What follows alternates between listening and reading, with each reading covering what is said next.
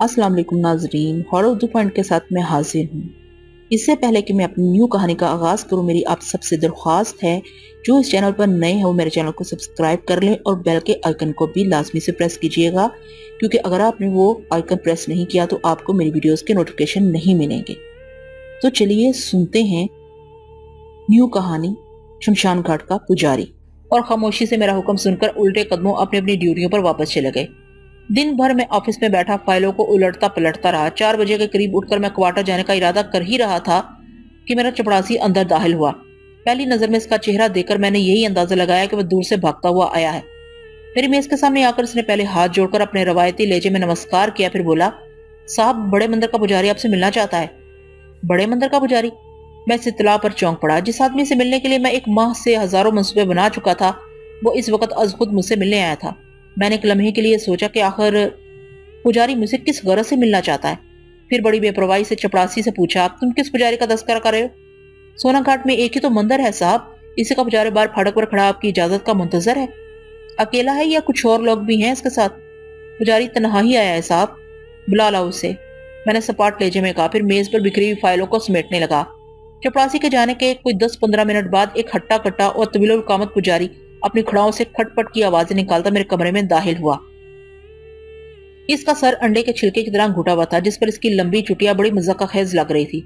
नंगे सीने और बाजुओं के अलावा पुजारी ने अपनी कशादा पशानी और चेहरे पर भी संदल के बरादे के किस्म की कोई चीज मल रखी थी। इसके कवा हाथ से मजबूत और घुटे घुटे नजर आ रहे थे। रंगत तांबे जैसी थी। आंखों में इसने बड़े बदसलीके से काजल लगा रखा था, जिससे इसकी हैबत अजीब पुरस्रार बनकर रह गई थी। इसने सीधे हाथ में एक लंबी माला दबा रखी थी, जिसका जाप इस वक्त भी जारी था। लंबी लंबी उंगलियां बड़ी तेजी से माला के दाने बदल रही थी, लेकिन होंठ बिल्कुल साकित थे। उसके जिस्म पर सवाए एक धोती के और कोई कपड़ा मौजूद नहीं था। मेरी मेज के सामने रुककर वो मुझे यूं घूरने लगा जैसे मेरा कोई बड़ा अफसर अचानक राउंड पर आ गया और मेरी किसी फाश गलती को पकड़ लेने के बाद मुझे गजबनाक निगाहों से घूर रहा हो। मुझे पुजारी का ये अंदाज एक आंख न भाया। चुनांचे मैंने भी अपने चेहरे पर संजीदगी और बेजारी के मिले जुले तासुरात बिखेरते हुए इसे कुर्सी पर बैठने का इशारा किया, लेकिन वो मेरे इशारे को नजरअंदाज करके बदस्तूर कहर आलूद निगाहों से मुझे टुकटुकी बांधे घूरता रहा। मेरे चपड़ासी ने बताया था कि तुम मुझसे मिलना चाहते हो। मैं रूखे लहजे में बोला, क्या तुम्हें कोई खास काम है? मूर्ख, क्या तुझे इतना भी नहीं मालूम कि फकीरों और पुजारियों से किस अंदाज में पेश आना चाहिए? पुजारी ने सख्त लहजे में जवाब दिया तो मेरा खून खोल उठा। मैंने बड़े इज्जत से काम लेते हुए कहा, महाराज, खुदा की नजर में सब बंदे बराबर हैं। छोटे बड़े की तमीज तो दुनियादारी की बातें हैं। जवाब में पुजारी मुझे खा जाने वाली खूंखार नजरों से घूरता रहा। मैं महसूस कर रहा था कि इसके चेहरे पर एक रंग आ रहा था और एक जा रहा था। मौन मेरे दिल में ख्याल आया कि क्यों ना इस नामकबूल को धक्के मारकर कैंप से बाहर निकलवा दूं, लेकिन ये सोचकर चुप रहा कि सोनाघाट तक पहुंचने में नया पुजारी एक अच्छा जरिया साबित हो सकता था। कमरे में एक लम्हे तक गहरा सुकूत तारी रहा। फिर पुजारी की आवाज गूंजी, नादान बालक, मैं देख रहा हूं कि इस समय तेरे मन में क्या है। अगर मेरी मान तो इस ख्याल को दिल से निकाल दे। देवी देवताओं की शक्ति से टकराना तेरे बस का रोग नहीं। क्या तुम सिर्फ यही कहने के लिए यहाँ आए थे? इस बार मैं अपना गुस्सा जब्त न कर सका और कांपता हुआ उठ खड़ा हुआ। धीरज से काम ले मूर्ख, पुजारी ने गर्जदार आवाज में कहा। मैं तुझको सिर्फ इतना बताने आया हूँ कि तूने पुजारी की आत्मा की ख्वाहिश के रास्ते में जो रुकावट पैदा करने की कोशिश की है, इसे बाज आ जा, नहीं तो देवताओं की शक्ति तुझे कभी चैन न लेने देगी। मैं पुजारी की बात सुनते ही इसकी तह तक पहुंच गया। फौरी तौर पर मैंने यही राय कायम की थी कि मेरे किसी आदमी ने गालबन पुजारी को किसी वजह से मेरे सुबह हुक्म से आगाह कर दिया है और अब मुझे धौंस देकर माधुलाल की नौबेहाता बीवी मोहनी को हासिल करने के इरादे से आया है। इस ख्याल के आते ही मरे गुस्से के मेरी मुठियां बीज गईं। मैंने हकारत भरी नजरों से पुजारी को घूरते हुए कहा, पुजारी महाराज, मैं समझ रहा हूँ कि तुम इस वक्त यहाँ किस लिए आए हो, लेकिन एक बात कान खोलकर सुन लो कि तुम लोग इस बार अपने नापाक मकसद में कामयाब नहीं हो सकोगे। और अब अगर तुम हैरियत चाहते हो तो सीधी तरह कैंप से बाहर चले जाओ, वरना मजबूरन मुझे कोई दूसरा रास्ता अख्तियार करना पड़ेगा। मूर्ख, नादान छोकरे, पुजारी कांपते हुए गुस्सीले लहजे में बोला, तेरी ये मजाल कि अब तो देवताओं की शक्ति को भी ललकार रहा है अपराधी। मैं यहाँ तुझसे कोई दान या भिक्षा लेने नहीं आया, सिर्फ ये बताने आया हूँ कि आज रात तो अपनी आंखों से पुजारी की आत्मा की शक्ति का तमाशा देख लेगा। तेरे फरिश्ते भी मोहनी को आत्मा की मर्जी से दूर नहीं रख सकेंगे। कबल इसके कि मैं इस हट्टे कट्टे पुजारी को कोई सख्त बात कहता, वो मुझे अपनी सुर्ख सुर्ख आंखों से घूरता हुआ तेजी से पलटा और लंबे लंबे डग भरता हुआ मुंह में बुदबुदाता ऑफिस से बाहर चला गया। उसके जाने के बाद मैं भी लपकता हुआ बाहर बरामदे में आ गया और इसको तक नफरत भरी निगाहों से नए पुजारी को घूरता रहा जब तक वो बड़े फाटक से बाहर नहीं चला गया। मुझे यकीन था पुजारी की आमद मेरे ही किसी आदमी की शरारत थी। एक बार ये बात दिल में आई कि अमले के तमाम लोगों को बुलाकर मालूम करने की कोशिश करूं کہ کس کی مخبری پر نئے پجاری نے میرے پاس آنے کی جرت کی تھی، لیکن یہ سوچ کر اپنا غصہ پی گیا کہ ہو سکتا ہے میری باز پرس پر مادھو لال اور موہنی کسی نئی مصیبت کا شکار نہ ہو جائیں۔ تاہم میں نے دل میں پکا ارادہ کر لیا تھا کہ آج رات میں بھی دیکھوں گا کہ موہن لال کی روح کس طرح مادھو لال کی نوجوان بیوی کو اپنی مرضی پر چلنے کے لیے مجبور کرتی ہے۔ پجاری کے جانے کے بعد میں اپنے کوارٹر میں آ گیا، کپڑے تبدیل کر کے شام کی چائے پی، پھر اس خیال سے سونے کے لیے لیٹ گیا کہ اب اسے نیند پوری کر لوں، اس لیے کہ رات کو نہ جانے کیا واقعہ پیش ہے اور مجھے کتنی دیر تک جاگنا پڑے۔ 3 گھنٹے تک لمبی تان کر سونے کے بعد جب میری آنکھ کھلی تو رات کے 9 بج رہے تھے۔ میں نے اٹھ کر جلدی جلدی منہ ہاتھ دھویا، 2 کپ گرما گرم کافی پی، پھر کپڑے تبدیل کیے اور کوارٹر سے باہر آیا۔ کسی فوری حادثے مقابلے کے لیے میں نے اپنا ریوالور بھر کر جیب میں ڈال لیا تھا۔ رات کو اکثر میں کیمپ کا راؤنڈ لگا لیا کرتا تھا، چنانچہ آج رات جب رات کی ڈیوٹی والے عملے نے مجھے گشت کرتے ہوئے دیکھا تو کوئی خاص نوٹس نہیں لیا۔ سب سے پہلے میں ٹہلتا ہوا بڑے پھاٹک کی طرف گیا جہاں ایک مسلح فاسٹ گارڈ اپنی ڈیوٹی پر موجود تھا۔ مجھے قریب آدھا دے کر اس نے فوجی انداز میں سیلیوٹ کیا اور پھر دوبارہ گشت کرنے لگا۔ پھاٹک کے پاس جا کر میں نے اس کے وزنی تالے کو چیک کیا، پھر ڈیوٹی گارڈ سے 1-2 باتیں کرنے کے بعد ملازمین کے کوارٹر کی سمت چلا گیا۔ نہ جانے کیوں میرا دل گواہی دے رہا تھا کہ آج کچھ نہ کچھ ضرور ہونے والا ہے۔ اپنے خیالات میں محو جب میں ٹہلتا ہوا مادھو لال کے کوارٹر کے قریب پہنچا تو اس کا کھلا دروازہ دیکھ کر رک گیا۔ عام طور پر دن کی ڈیوٹی کرنے والے ملازمین شام ہی سے اپنے اپنے کوارٹر کے دروازے بند کر کے پڑے رہتے تھے۔ مادھو لال کا دروازہ کھلا دیکھ کر مجھے اس کی حماقت پر سخت تاؤ آیا، اس لیے کہ آج رات اسے زیادہ محتاط رہنا چاہیے تھا۔ میں نے اپنی دستی گھڑی پر نظر ڈالی تو رات کے 10 بج رہے تھے۔ کچھ دیر میں خاموش کھڑا اندر کی سن لیتا رہا، پھر نہ جانے کیوں میرا دل تیز تیز دھڑکنے لگا۔ میری چھٹی حص کسی انجانے خطرے کا احساس دلا رہی تھی۔ کچھ سوچ کر میں نے مادھو لال کو 2-4 آوازیں دی۔ دوسری طرف سے کوئی جواب نہ ملا تو میری تشویش میں اضافہ ہو گیا۔ میں نے کچھ وقفے کے بعد دوبارہ اسے آواز دی اور دروازے پر دستک بھی دی، مگر اس بار بھی دوسری طرف سے کوئی جواب نہیں ملا۔ 2 ہی صورتیں ہو سکتی تھی، یا تو مادھو لال اور موہنی بے خبر سو رہے تھے یا پھر انہیں یقیناً کوئی حادثہ پیش آ چکا تھا۔ اگر یہ کسی مسلمان کا گھرانہ ہوتا تو میں شاید اتنی دیر باہر انتظار نہ کرتا، لیکن کسی ہندو کے مکان میں اتنی رات گئے بلا اجازت داخل ہوتے جھجک محسوس ہو رہی تھی، اس لیے کہ خدا جانے مکین کس حالت میں ہو۔ ویسے بھی سونا گھاٹ خالص ہندوؤں کا گڑھ تھا، مسلمان تو بس حال ہی نظر آتے تھے۔ اسی ادھیڑ بن میں 10 منٹ اور گزر گئے۔ میں نے احتیاطاً ایک بار دروازے کو پیٹا، پھر جواب نہ پا کر دبے پاؤں اندر داخل ہو گیا۔ کوارٹر میں اس وقت گپ اندھیرا پھیلا ہوا تھا اور ہاتھ کو ہاتھ سجائی نہیں دے رہا تھا۔ میرا شبہ یقین میں بدل چکا تھا کہ مادھو لال کو یقیناً کوئی حادثہ پیش آ چکا ہے، ورنہ وہ کوارٹر کا دروازہ کھلا چھوڑ کر اندر اندھیرا کبھی نہ کرتا۔ دھڑکتے ہوئے دل سے دبے دبے قدموں چلتا میں کوارٹر کے برآمدے میں آ گیا۔ کمروں میں بھی کسی قسم کی کوئی آہٹ نہیں سنائی دے رہی تھی۔ میں نے ریوالور کے دستے پر اپنی گرفت مضبوط کی اور اللہ کا نام لے کر بتی روشن کر دی۔ دوسرے ہی لمحے میں یوں اچھل پڑا جیسے میرا ہاتھ بجلی کے ننگے تاروں سے چھو گیا ہو۔ جو میری آنکھوں نے دیکھا وہ کچھ ایسا ہی منظر تھا، اگر اس وقت میری جگہ کوئی اور ہوتا تو وہ بھی چونکے بغیر نہ رہتا۔ بتی روشن ہوتے ہی میری نظر مادھو لال پر پڑی جو سامنے ننگے فرش پر چاروں شانے چت پڑا تھا۔ اس کی آنکھیں اپنے حلقوں سے باہر ابلی پڑ رہی تھی اور دونوں ہاتھ یوں اکڑے ہوئے تھے جیسے انہیں جنبش کی حسرت ہی رہ گئی ہو۔ لیکن وہ چیز جس نے جیسے نہ ڈر اور بے خوف آدمی کو بھی دہشت زدہ کر دیا تھا، مادھو لال کا پیٹ تھا جو کسی تربوز کی طرح درمیان سے چرا ہوا تھا اور اندر کی انتڑیاں باہر نکل پڑی تھی۔ فرش پر دور دور تک خون کے چھینٹے نظر آ رہے تھے۔ ایک لمحے کے لیے میں گنگ سا کھڑا اس روح فرسا منظر کو دیکھتا رہا، پھر مجھے اس کی نوجوان بیوی کا خیال آ گیا کہ نہ جانے اس پر کیا بیتی ہو۔ چنانچہ میں ریوالور نکال کر ملحقہ کمرے کی طرف لپکا۔ اس کے بعد میں نے کوارٹر کا کونا کونا چھان مارا، لیکن موہنی کا کوئی سراغ نہ ملا۔ میں نے مادھو لال کے کمرے کو بھی اچھی طرح دیکھ ڈالا، لیکن مجھے کوئی ایسا خنجر یا ہتھیار نہیں مل سکا جس سے قتل کے امکانی پہلوؤں پر روشنی پڑ سکتی۔ میرے ذہن میں اچانک نئے پجاری کے جملے گونج اٹھے جو اس نے آج شام ہی روانگی کے وقت مجھ سے کہے تھے، لیکن اب بھی جو کچھ مجھے نظر آیا تھا میں اسے سونا گڑھ کے پجاری کی روح کا کرشمہ سمجھنے کے لیے تیار نہیں تھا۔ میں اس وقت بھی مادھو لال کی موت میں کسی آدمی کا خاتمہ محسوس کر رہا تھا۔ میں نے کوارٹر سے باہر آ کر عملے کے دوسرے سوئے ہوئے ملازمین کو جگایا، پھر کیمپ کا ایک ایک کونا چھان مارا، لیکن موہنی کا کوئی سراغ نہیں ملا۔ مادھو لال کی پراسرار موت اور میری ڈانٹ پھٹکار نے سارے ماتحتوں کے حسان ہتا کر رکھے تھے۔ قریب قریب سبھی بھگوان اور گنگا جل کی قسمیں کھا کر مجھے اس بات کا یقین دلانے کی کوشش کر رہے تھے کہ انہیں پیش آنے والے واقعات کے بارے میں کچھ نہیں معلوم، نہ ہی انہوں نے کسی قسم کی چیخو پکار کی آواز سنی ہے۔ کیمپ کے بڑے پھاٹک پر تعینات ڈیوٹی گارڈ کی حالت سب سے خراب تھی۔ اس نے پہلے تو مجھے بڑی بڑی قسمیں کھا کر یقین دلایا کہ مادھو لال کی موت میں اس کا کوئی ہاتھ نہیں تھا، پھر اچانک اس نے روتے ہوئے میرے پاؤں پکڑ لیے اور گڑگڑا کر بولا، صاحب میں اپنی ماتا کے چرنوں کی سوگندھ کھا کر کہتا ہوں میں نے کسی کو نہ تو اندر آتے دیکھا ہے نہ ہی باہر جاتے۔ پھر موہنی کو کیا زمین نکل گئی؟ میں نے سارے ہی آدمیوں کو گھورتے ہوئے گرجدار آواز میں کہا، مادھو لال کو کیا فرشتوں نے موت کے گھاٹ اتارا ہے؟ سرکار، چوکیدار نے دبی زبان میں کہا، مجھے پہلے ہی ڈر تھا کہ کچھ نہ کچھ ہو کر رہے گا۔ کیا مطلب؟ اپنے بڑے مندر کے پجاری کو ناراض کر کے اچھا نہیں کیا۔ سونا گھاٹ کے پجاری کی آتما جو مرضی، بند کرو یہ بکواس۔ میں اتنی زور سے چیخا کہ چوکیدار کے علاوہ دوسرے بھی سہم گئے۔ लेकिन मैंने इनकी आंखों में अपने लिए नफरत भी देखी। ये सोच करके मेरे चीखने चिल्लाने से कहीं इनके मजहबी जज्बात मजरूह ना हो और वो मुश्तिल ना हो जाएं, मैंने इन सबको चले जाने को कहा। फिर एक फास्ट गार्ड को पुलिस के मुतला करने के लिए रवाना कर दिया और खुद दफ्तर आकर पेश आने वाले वाकयात पर गौर करने लगा। मैंने अपनी जिंदगी में बेशुमार हैरतअंगेज वाकयात देखे थे और सुने भी थे, लेकिन माधुलाल की मौत इन सबसे ज्यादा ताजुब खेज और पुरसरार थी। एक मुसलमान की हैसियत से मैं रूहों के वजूद का कायल जरूर हूँ, लेकिन ये रूहें इस तरह किसी दुश्मन का पेट फाड़कर उसकी अंतड़ियां भी बाहर खींच सकती हैं, मैं इस बात को तस्लीम कर लेने के लिए तैयार नहीं था। दूसरी बात जो मेरे ज़हन को उलझा रही थी वो ये थी कि आखिर सोनागढ़ के पुजारी की रूह खूबसूरत और नौजवान लड़कियों को ही तहखाने में रात गुजारने के लिए क्यों पसंद करती थी।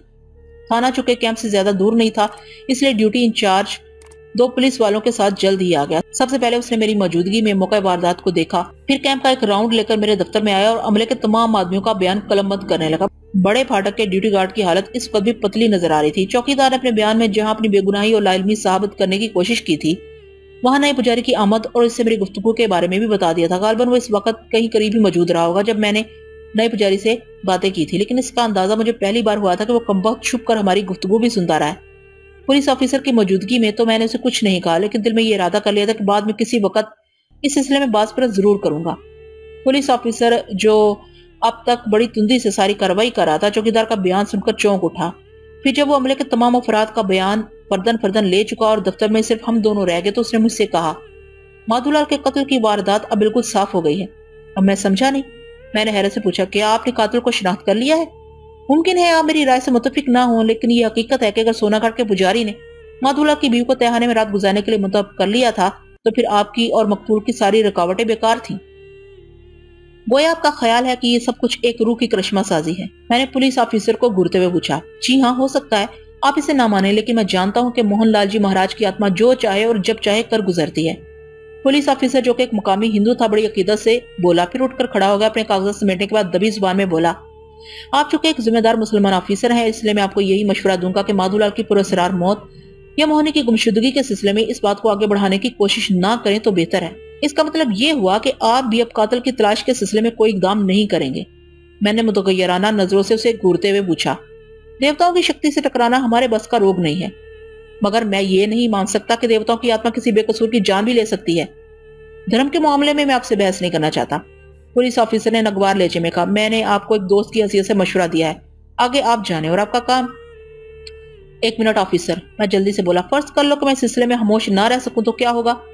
इसका तमाशा आप खुद अपनी आंखों से देख लेंगे, उसने रूखे अंदाज में जवाब दिया। फिर एड़ियों के बल तेजी से घुमा और लंबे लंबे कदम उठाता ऑफिस से बाहर चला गया। पुलिस ऑफिसर की बातों ने मुझे और उलझा दिया था। जहां तक दूसरे आदमियों का ताल्लुक था, मैं अब तक यही समझता रहा था कि वो महज जहालत और कच्चे अकीदे की वजह से एक मरे हुए शख्स को अपना महात्मा और देवता समझ बैठे हैं। लेकिन पुलिस ऑफिसर ने भी जब इन बातों को दोहराया जो मैं पहले सुन चुका था, तो मैं बहुत कुछ सोचने पर मजबूर हो गया। इसके जाने के बाद मैं बहुत देर तक अपने दफ्तर में बैठा सोनागढ़ के पुजारी के बारे में सोचता रहा, जिसकी शख्सियत अब मेरे लिए बहुत ज्यादा पुरअसरार बन चुकी थी। ताहम मैं किसी आखिरी नतीजे पर नहीं पहुंच सका। मान मुझे ठाकुर महाराज की पेशन गोई याद आ गई, जिन्होंने बड़े वसूख के साथ ये बात कही थी कि सोनाघाट में मुझे आए दिन नए नए हैरतअंगेज वाकयात और मुसीबतों का सामना करना होगा, लेकिन आखिर में फतह मेरी होगी, फिर मैं जो चाहूंगा पूरा होगा। हर चंद के मुझे ठाकुर महाराज की ये बातें हेडक्वार्टर से रवानगी के वक्त मज़ाक खैज लगी थी, लेकिन आज मैं जिस वाक़े से दोचार हुआ था वो न सिर्फ ये कि हैरतअंगेज था, बल्कि इसने मुझे बुरी तरह उलझा दिया था। बहरहाल मैंने फैसला कर लिया कि माधुलाल के खून को रायगा नहीं जाने दूंगा और जितनी जल्दी मुमकिन हो सका सोनागढ़ के पुजारी के इसरार को हल करके ही दम लूंगा। ऑफिस की दीवार गिर घड़ी ने रात के 12 बजे का ऐलान किया तो मैं चौंक उठा, दफ्तर बंद करके बाहर आ गया। दिल तो चाहा था कि चौकीदार को इसी वक्त आड़े हाथों ले डालो, लेकिन फिर ये सोच करके मुफ्त में बात बढ़ेगी, अपने क्वार्टर की तरफ चला आया। बैरूनी दरवाजे का कुफल जिसे मैंने जाते वक्त अपने हाथों से बंद किया था खोलकर जब मैं अपने क्वार्टर में दाखिल हुआ तो न जाने क्यों मुझे ये ख्याल गुजरा कि कहीं मोहिनी मेरे क्वार्टर में मौजूद ना हो। अपने ख्याल पर मुझे फौरन ही हंसी आ गई, इसलिए कि जब कुफल मुझे बंद मिला था तो फिर वहां मोहिनी की मौजूदगी का क्या सवाल पैदा होता था। अंदर दाखिल होकर मैंने बैरूनी दरवाजे की चटखनी लगाई और फिर एक तवील जमाही लेकर एहसास पर छाई हुई कसलमंदी को दूर किया और कदम उठाता हुआ अपनी ख्वाबगाह में आ गया। जैसे ही मैंने ख्वाबगाह में दाखिल होकर बत्ती का स्विच ऑन किया, मेरे जिस्म का सारा खून जैसे मुंजमद होकर रह गया। जो कुछ मैं देख रहा था इस पर यकीन कर लेने को दिल आमादा ना हो सका। माधुलाल की नौजवान बीवी जिसे कुछ देर पहले सारे कैंप में छान मारा गया था, मेरी ख्वाबगाह में मेरे बिस्तर पर पड़ी हल्के हल्के खराटे ले रही थी और मैं दरवाजे पर दम खुद खड़ा उसे बड़ी बड़ी नजरों से यूं देख रहा था जैसे मेरे लिए दुनिया का 8वां अजूबा हो। तकरीबन 10 मिनट तक मैं पत्थर के किसी बेजान मुजस्मे की तरह अपनी जगह साकत जामत खड़ा मोहिनी को देखता आ रहा। फिर सबसे पहला सवाल जो मेरे जहन में उभरा वो ये था कि अब क्या होगा। माधुलाल का कत्ल और फिर इसकी बीवी का मेरे ख्वाबगाह में पाया जाना कानून की नजरों में मुझे कातिल साबित करने के लिए बहुत काफी था। ये सोचकर मेरी नजरों के सामने अंधेरा सा फैलने लगा। कुछ देर के लिए मैं कोई फैसला न कर सका कि इस अचानक पेश आने वाली सूरत हाल से क्यों कर गुलो खलासी मुमकिन हो सकती है। फिर अचानक एक तरकीब मेरे जहन में आ गई। मैंने सोचा कि पहले मोहिनी को बेदार करके इससे दरियाफ्त करूं कि मेरी ख्वाबगाह तक किस तरह पहुंची। बाद में अगर इसने फिल्म मचाने की कोशिश की तो हालात के पेश नजर इसे मौत के घाट उतार कर अपने क्वार्टर से दूर ले जाकर कहीं छुपा आऊंगा और सुबह को जब इसकी लाश मिलेगी तो जाहिरी तौर पर मैं इस वाक्य को भी सोनागढ़ के पुजारी की रूह से मंसूब करके अपनी जान साफ बचा लूंगा। इस ख्याल से मेरे दिल को कदर ढारस मिली तो पहले मैंने जल्दी से ख्वाबगाह के दरवाजे को अंदर से बंद किया, फिर दिल कड़ा करके आगे बढ़ा और मोहिनी का बाजू थाम कर उसे झंझोड़ने लगा। कुछ देर तक वो कसमसाई फिर हड़बड़ाकर उठ बैठी, मुझे हैरत से आंखें फाड़ फाड़ कर घूरने लगी। मोहिनी, मैंने फौरन ही सख्त मगर दबी हुई आवाज में उसे मुहातिब किया, सच सच बताओ तुम यहाँ किस तरह आ गई? मोहिनी ने कोई जवाब नहीं दिया, बस टुकटुकी बांधे मुझे घूरती रही। उसके चेहरे के तासुरात देखकर मुझे यही महसूस हो रहा था जैसे वो कोई भयानक ख्वाब देखते देखते अचानक जाग उठी और अब अपनी यादाश्त को यकजा करने की कोशिश कर रही है। कबल इसके कि वो कुछ कहती मैं दोबारा टपट कर बोला, ये बात अच्छी तरह सोच लो कि अगर तुमने त्रिया चलता दिखाने की कोशिश की तो मुझसे बुरा कोई ना होगा। मोहिनी बदस्तूर मेरे चेहरे को घुरे जा रही थी। चंद लम्हे तक कमरे में मौत की सी खामोशी तारी रही, फिर इसके होंठ आहिस्ता से हिले। क्या मेरा पति मर चुका है? उसने सपाट आवाज में मुझसे पूछा। हाँ, लेकिन मैंने तुमसे ये पूछा था कि तुम मेरे ख्वाबगाह में कैसे आ गई थी। मैंने बदस्तूर सख्त लहजे में दरियाफ्त किया। मुझे यहाँ पुजारी की आत्मा लाई थी, मोहिनी ने उलझे हुए लहजे में कहा। मेरे पति ने पुजारी महाराज की आज्ञा का पालन नहीं किया था, इसलिए महाराज की आत्मा के गुस्से का शिकार हो गया। क्या तुमने अपनी आंखों से माधुलाल को कत्ल होते देखा था? कत्ल? वो मुतगय्यराना अंदाज में अपनी पलकें झपकाते हुए बोली, नहीं, पुजारी महाराज ने मेरे पति के शरीर को हाथ नहीं लगाया था, बस दूर से अपनी उंगली उठाकर मेरे पति की ओर इशारा किया था। मोहिनी का यह बयान भी मेरे लिए कुछ कम हैरत अंगेज नहीं था। मैं फिर सोच में पड़ गया। अपने वालिद से मैंने काली ताकतों और सफली इल्म के बारे में बहुत कुछ सुन रखा था, लेकिन अपनी आंखों से आज तक कोई ऐसा वाकया नहीं देखा था। मैं मोहिनी को घूरने लगा, लेकिन इसकी आंखों में या गुफ्तगू करने के अंदाज में मुझे कोई ऐसी बात नजर नहीं आई जो मैं ये सोच सकता कि वो मुझे बेवकूफ बनाने की कोशिश कर रही है।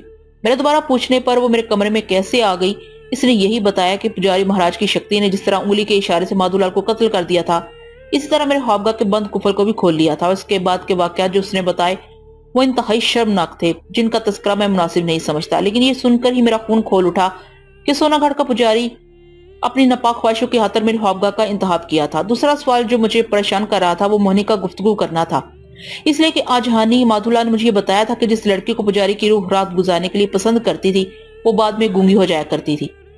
क्या तुम्हें अपने पति की मौत का कोई रंज नहीं है? मैंने कुछ सोचकर पूछा तो वो नजरें झुकाकर बोली, भगवान की मर्जी के आगे मनुष्य जात भला क्या कर सकती है। पुलिस के रूबरू तुम्हारा क्या बयान होगा? मैंने उलझते हुए पूछा। पुजारी महाराज ने चूंकि मुझे अपने चरणों में जगह दी है, इसलिए अब झूठ कहना मेरे लिए घोर पाप है। मैं पुलिस को वही बयान दूंगी जो मैंने आपको दिया है। मुझे मोहिनी के इस जवाब पर जिस कदर हैरत हुई इसका अंदाजा कोई और नहीं लगा सकता था, इसलिए कि मैं अच्छी तरह जानता था कि मोहिनी माधुलाल से किस कदर प्यार करती थी। महज 3-4 घंटे के अंदर अंदर इसका यूं बदल जाना मेरे लिए इंतहाई ताजुब खेज बात थी। ये फैसला करना मेरे लिए मुश्किल हो रहा था कि मोहिनी के साथ मेरा बर्ताव क्या होना चाहिए। उसे खामोशी से जाने की इजाजत देने की सूरत में मुमकिन था कि अपने आदमी में जाकर अपने साबका बयान से मुनहरफ हो जाती और मेरे खिलाफ कोई ऐसा संगीन इल्जाम लगा देती कि मेरा बचना मुहाल हो जाता। कुछ देर तक मैं यही सोचता रहा, फिर मैंने उसे मुहातिब करके पूछा, क्या तुम्हारे पुजारी देवता ने मेरे बारे में कुछ नहीं बताया? नहीं। तुम अगर दोबारा चाहो तो क्या पुजारी की आत्मा से मुलाकात कर सकती हो? ये मेरे बस की बात नहीं है। जब महाराज का मन चाहेगा खुद ही मुझे दर्शन दे जाएंगे। अगर मैं सोनागढ़ के पुजारी से मिलना चाहूँ तो क्या तुम मेरी कोई मदद कर सकती हो?